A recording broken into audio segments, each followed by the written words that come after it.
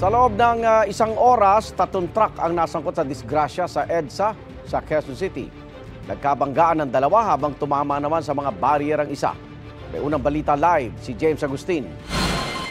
James!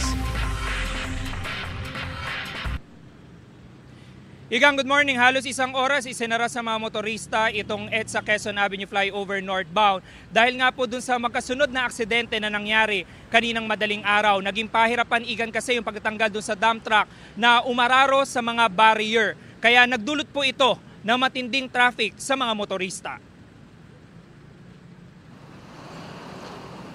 Natanggal ang isang gulong ng dump truck matapos itong araruhin ng mga barrier sa bahaging ito ng EDSA. Pagbaba ng Quezon Avenue flyover pasado alas 3 sa madaling araw kanina.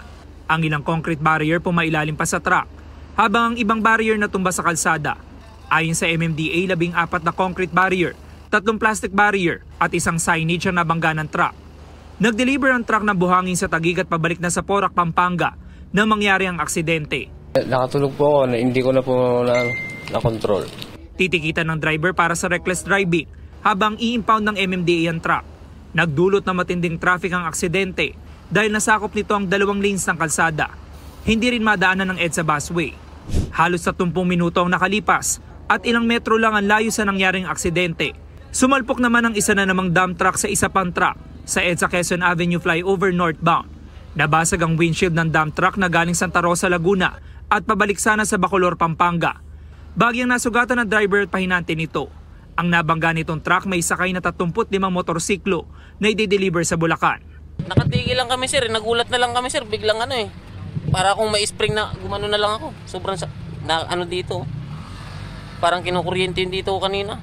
Namarino ko sir, naabutan ko na sir, pagpreno ko sir, kaya sumastad na ako. Mabilis mo ba itakbo niyo? Hindi naman sir, bagal lang. Tumukod ang traffic sa flyover dahil sa ikalawang aksidente.